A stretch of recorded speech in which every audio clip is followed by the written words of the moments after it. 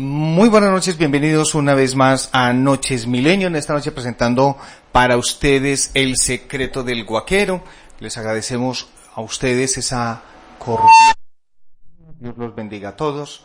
Y bueno, esperamos tener un programa muy ameno también para ustedes. Les saluda David Granda, quien les habla, Daniela Ochoa en el máster, y esta noche nos acompaña también Lina Camargo desde la ciudad de Bogotá. Recuerden, nuestra línea el 320-718-3928 para las personas que quieran hacer preguntas alusivas al tema.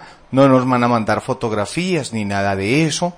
Hoy no vamos a revisar nada de fotografías, ni mucho menos. Entonces, preguntas alusivas al tema de la guaquería, con todo el cariño del mundo. Si está en el exterior, 57-320-718-3928 es la línea Millennium Radio. Lina, buenas noches, ¿cómo está usted?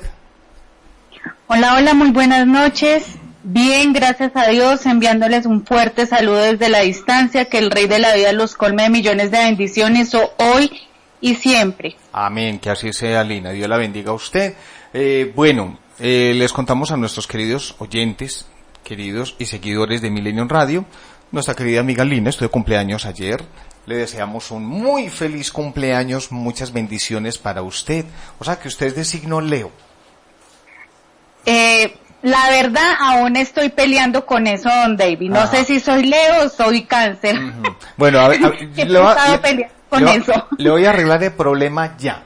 Ya. ¿Usted es muy mala clase? No. Entonces usted es Cáncer. Porque usted debe de ser muy amorosa, usted es muy armoniosa. Usted es Cáncer, listo, usted es Cáncer, oiga, así es. Estás en esa cúspide, pero tienes tendencia más a ser Cáncer que Leo. Porque es que el Leo sí es muy exigente, muy rígido en muchas cosas, ¿cierto? Entonces es como el asunto, pero bueno, muy bien. Eso está muy bien, Lina. Bueno, Lina, ¿qué tal? ¿Cómo estás en Bogotá? ¿Mucho frío? ¿Cómo está el clima? ¿Cómo andan las cosas por allá? El clima está muy regular. A veces llueve, a veces hace sol, otros ratos hace mucho frío o ventea muy frío. Entonces está como muy harto el clima por acá, la verdad. Bueno, Medellín está muy frío. Tuvimos unos 3-4 días de intenso calor. Pero de ayer a hoy, más bien frío, lloviendo mucho. Antier, que fue martes, cayó un semejante aguacero. Pero bueno, ese es el clima. Lo bonito de la naturaleza, que caiga agüita también. Muy bien, sí. Saludamos también esta noche a Daniela Ochoa, que es la persona que está en el máster, que es la persona que va a estar hoy también pendiente de las preguntas que ustedes hagan y de igual manera de hacernos las preguntas. Daniela, buenas noches. Buenas noches, David. Buenas noches, Lina. Buenas noches a todos nuestros oyentes. Una vez más en Noches Millennium, presentando El secreto del guaquero.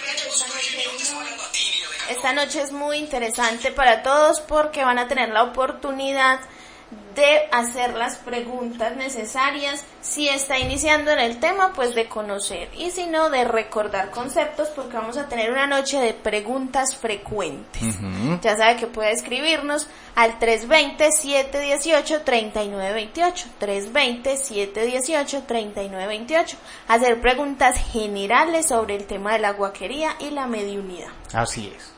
Muy bien, bueno, entonces, ¿qué más que démosle rueda al asunto, como se dice, y empecemos entonces con lo que tenemos programado para la noche?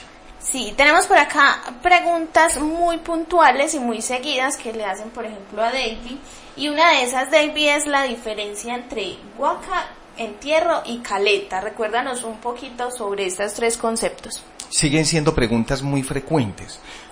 Hace 8 días en Olímpica Estéreo hice programa de guacas, y precisamente era una de las preguntas que surgía allí, que preguntaban realmente cuál es la diferencia de lo uno y del otro. Bueno, recuerden que una guaca es aquella que fue perteneciente a una comunidad de indígenas, o sea que perteneció a indios, hombres nativos, ¿correcto? Entonces eso es lo que se llama una guaca. Un entierro era un comerciante, era un arriero, era un vendedor de tiempos atrás, que negociaban y les pagaban con monedas de oro, con lingotes, porque los billetes no existían. Pues posteriormente fue que la moneda pues se introdujo lentamente.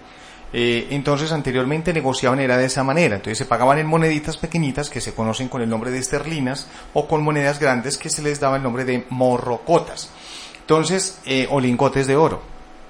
Entonces estos señores vendían sus cargas de café, de caña, de lo que sea, y les pagaban precisamente con este tipo de metales.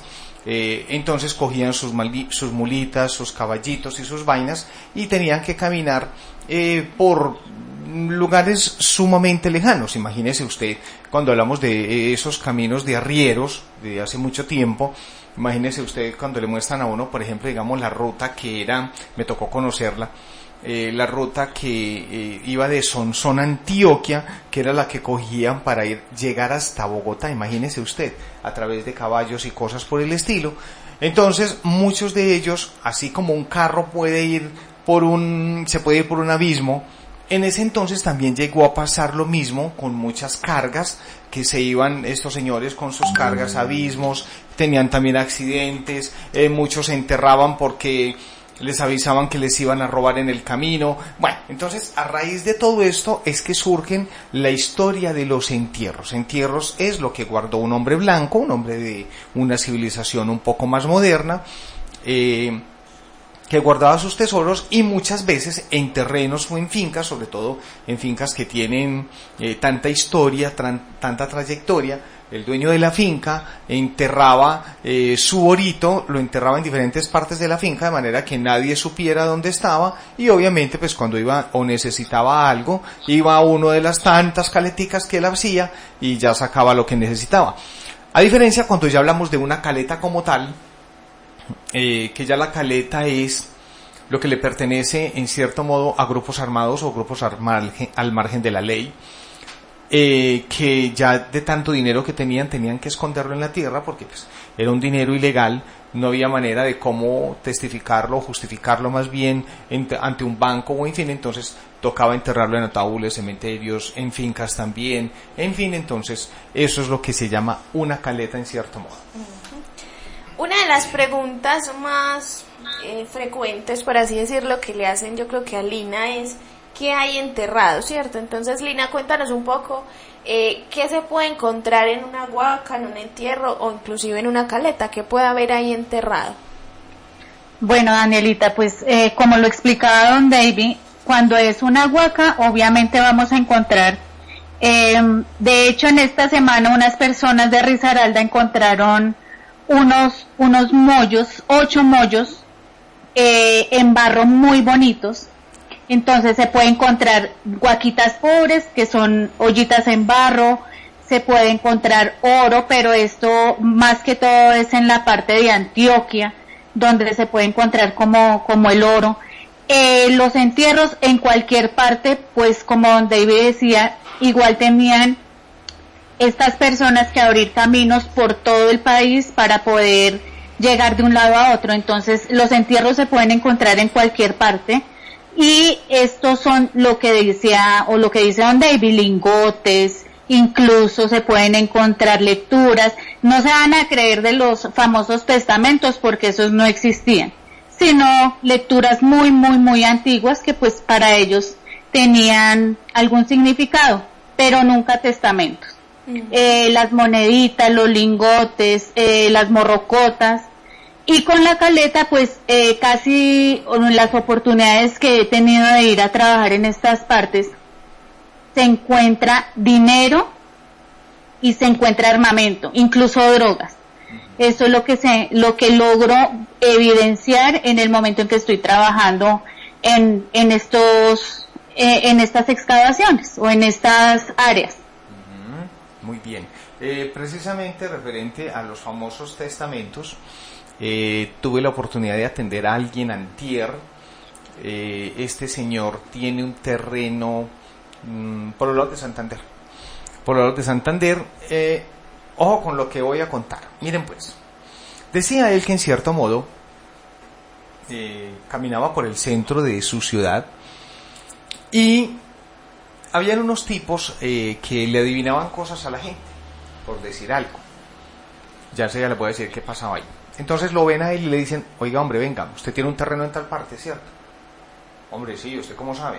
No, es que yo logro ver que realmente usted tiene un terreno en tal parte.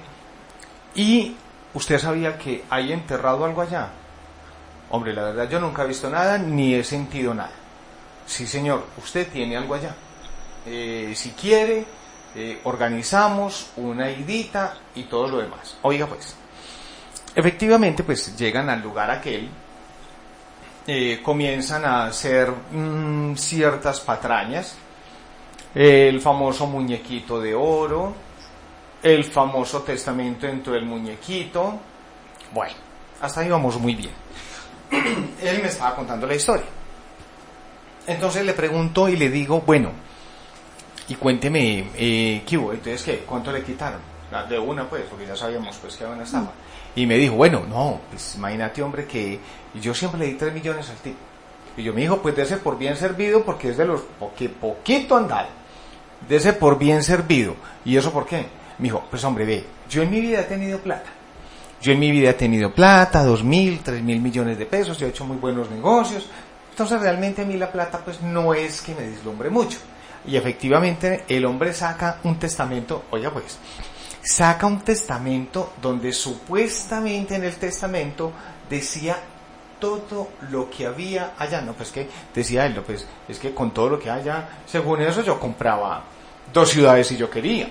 Claro, efectivamente ahí es donde cae la ambición de la persona y es donde se le abre el roto de la ambición en cierto modo y el deseo de tener hace lo que sea. Entonces imagínense, los tipos le decían, no, eso para sacar ese tesoro lo sacamos más o menos como con tanto. Tengo entendido que iban en 270 millones de pesos que le estaban pidiendo al señor, o sea que estos entraron pidiendo platica en grande. Entonces el señor sí les dijo, hombre, la verdad, la vida, lo que me vaya a regalar, pues que me lo ponga en las manos. Hombre, yo no necesito eso, no, dejemos eso así muy bien. Muy barraquito el señor, que no les paró bolas, que dijo, no, que le metió 3 millones de pesos, sí dijo él, pero él dijo, no, yo vi que estos tipos eran como no sé, el testamento incluso hasta yo lo tengo, y yo, bote eso que no sirve, o guárdelo de recuerdo que al menos no se dejó estafar. Bueno, en fin, entonces, qué tan bueno cuando una persona ya es tan sagaz, en cierto modo, de descubrir. Ahora, una buena pregunta. La gente que nos están escuchando nos preguntará en este momento, pero bueno, listo, entonces los tipos, ¿cómo se dieron cuenta que realmente existía algo allí? Claro que sí. Lo que pasa es que, a ver, ellos sí tienen evidencia, es cierto. Ellos sí tienen evidencia, pero es una evidencia a través de magia negra, por eso es que estafan. Si fuera una evidencia a través de magia blanca, pues tenga la plena seguridad que una de las normas o de las reglas es no vas a utilizar esto para engañar a nadie, indiscutiblemente, ¿cierto? Pero manejan magia negra y el hecho de que maneja magia negra, la magia negra sirve para estafar, para engañar, para hacer de todo, para hacer trabajos malos contra alguien, para eso sí sirve, claro que sí, pero no sirve para otra cosa. ¿Que vamos a estar un tesoro? No, mijo, eso sí es mentiras, así de sencillo. Entonces, por eso es que ellos sí tienen esa posibilidad en cierto modo de visualizar, pero obviamente ya ellos llevan un interés de robar, de quitarle a la persona lo que tiene en cierto modo. Entonces, bueno, de todas maneras, un aplauso para este señor que realmente se percató realmente de lo que estaba ocurriendo y no se dejó estafar. Uno menos. Bueno, David dice por acá, don Heriberto desde Bolivia, dice, David, ¿cómo protegerse del gas que sale cuando estamos en una excavación? Bueno, claro que sí, ¿cómo protegerse? Bueno, lo primero es que siempre se les ha dicho, como escucharon el audio que puse inicialmente, precisamente con ese fin lo coloqué. Recuerde que esto puede estar guardado en cajas, generalmente de madera, baúles, pues hay unas que son metálicas pero sí son más escasas, pero sí se puede ver. Hay otras que están en una especie de bolsas de cuero que hacían de animales en cierto modo, y allí guardaban todo ese tipo de artículos. Entonces, como dice, como son metales y existe una fusión de metales allí en cierto modo, pues hombre, con el óxido, el agua, todo lo que va ocurriendo, pues esto va generando en cierto modo los gases letales para el hombre humano, ¿cierto? Ahora, a diferencia de eso, me disculpan porque es el hombre humano, claro que me disculpan, qué pena, suele pasar. Bueno, entonces resulta que automáticamente en el hecho de destapar estas cajas, estas bolsas o sacar este tipo de elementos, en cierto modo, precisamente salen estos gases y si usted los respira, en cierto modo, inmediatamente lo mata, pues lo intoxica y obviamente pues lo mataría, llega hasta los pulmones, inmediatamente pues sería letal para usted. Entonces, en ese caso es recomendable, si es un cajón, en fin, lo que usted retire, la idea es abrirlo, taparse inicialmente antes de abrirlo con un pañuelo, por ejemplo, taparse con un pañuelo, abrir el cajón o sacar lo que haya en una tula o en fin, y retirarse del lugar. Retirarse, por decir algo, unos 100 metros, ¿cierto? Unos 100 metros. Eso sí, donde puede haber pues como las cositas, de manera que no llegue otro de la ropa, pues bueno, claro, también se va a morir porque huele eso, pero ahí quedó. Pero bueno, eso es, ese es el asunto. Pero que realmente tenga esa posibilidad de verlo y debe retirarse por lo menos 1 hora del lugar, de manera que eso pueda expulsar los gases tóxicos que esto tiene. Haga de cuenta que está el coronavirus y póngase 10 tapabocas. Eso es, listo, ahí está. Saludamos por acá a Alonso Hurtado desde Quito, Ecuador. Él es el distribuidor de los productos de Davy Granda en Ecuador. Lo pueden contactar al WhatsApp 099 07 23 148. 099 07 23 148. Tenemos por acá una pregunta para Lina y dice: ¿los entierros generalmente están enterrados en cofre o en algún material especial? No siempre están en cofres, como decía don David, también en bolsas se pueden encontrar los entierros o a ver, ¿cómo te explico yo? En alguna oportunidad estuve revisando un caso de estos, pero yo alcancé a notar que donde estaba este entierro no era como un material combinado, como si fuera un bronce, fue lo que yo alcancé a ver, pero era una especie de cofrecito, pero no, yo nunca, esta es la hora que nunca logré identificar con exactitud qué tipo de material y de forma era. Solo sabía que dentro de eso había algo, pero era como cobre. Pero en las otras oportunidades que he tenido, que he revisado, casi siempre está o en un cajoncito o en una bolsa de piel. Muy bien. Listo. Dice por acá David: el agua bendita que se pone alrededor del trabajo realizado debe ser frecuente, es decir, cada vez que se inicie la labor o solo una vez al inicio del trabajo. Hombre, yo soy muy amigo de proteger constantemente.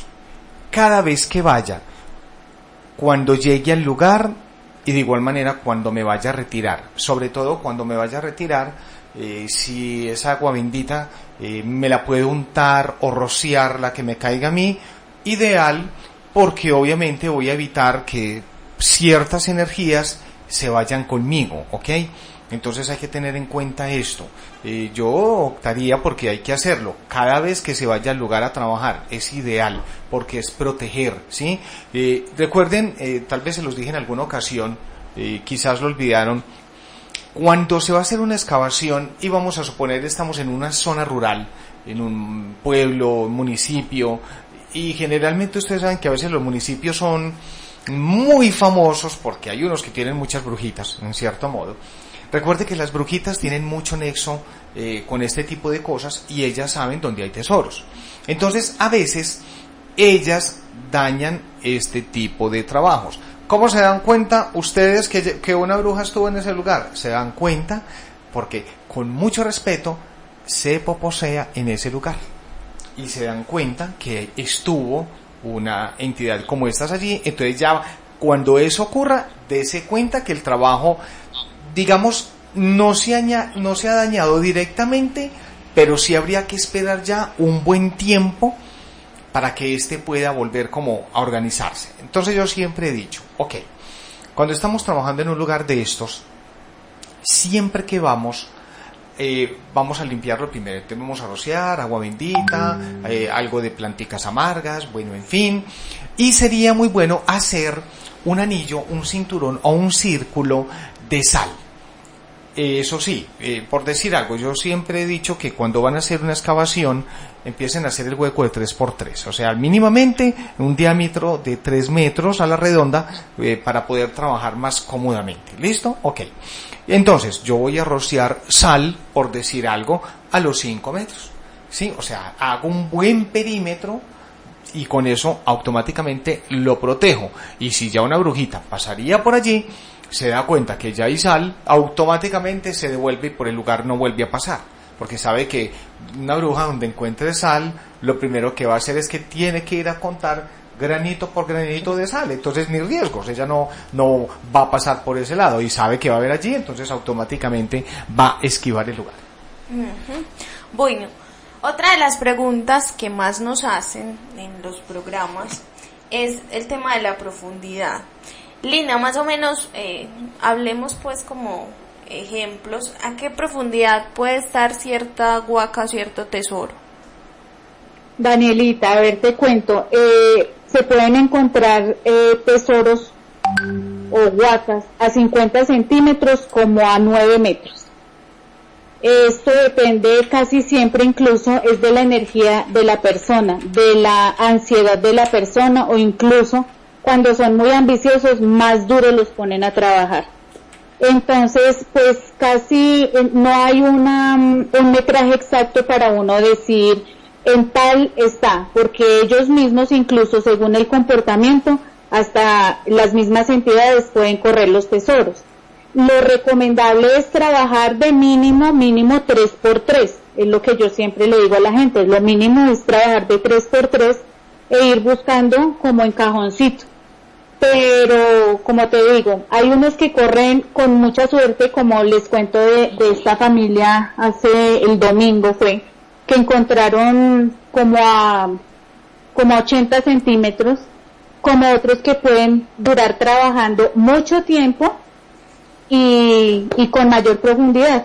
Y es más, yo casi nunca suelo decirles a las personas en qué metraje están, porque incluso uno mismo puede dañar el trabajo, porque son cosas que a las entidades no se les puede preguntar ni eso, ni qué es lo que hay.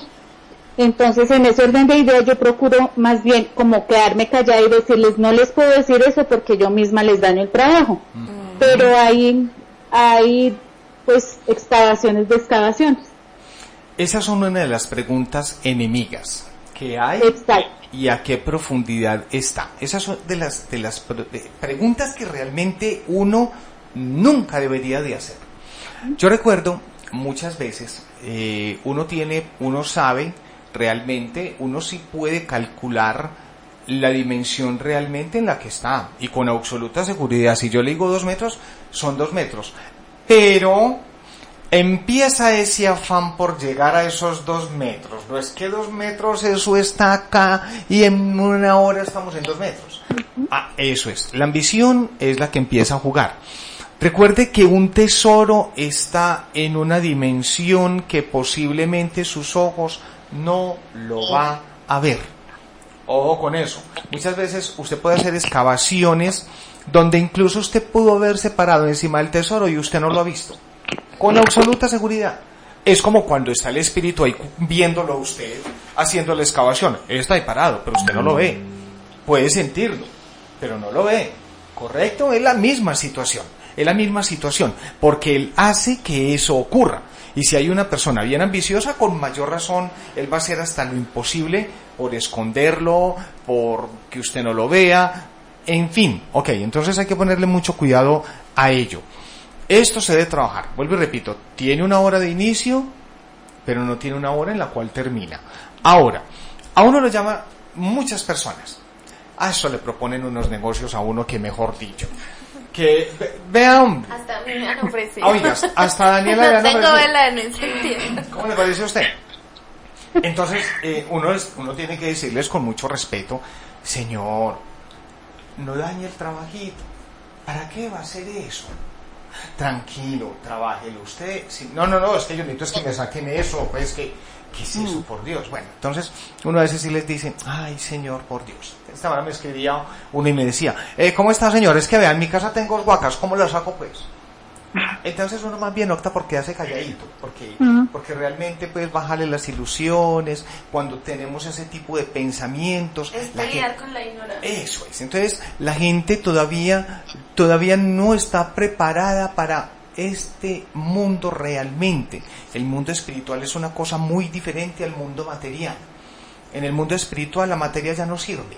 Ya por eso hablamos de espíritus, que ya es otra cosa muy distinta, muy diferente a lo que somos nosotros. Nosotros los seres humanos pensamos en plata, dinero, poder, viejas, prepagos, camionetas, playa, mar.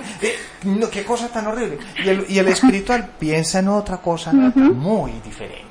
Muy diferente. Entonces, sí, ese es el asunto. Entonces, uno le dice, mi hijo, por Dios, pues si usted me va a mantener a mí mensualmente, yo me gano por lo menos 20 millones de pesos mensuales, entonces usted me va a mantener, hermano, hágale, lléveme a vivir con usted y me mantiene y hágale, pues, trabajamos hasta yo no sé cuánto, pues, ¿qué vamos a hacer, cierto? Pero ese golpe no lo va a aguantar nadie, ese es el asunto, entonces, muy delicado el asunto. Pero bueno, ¿qué más vamos a hacer?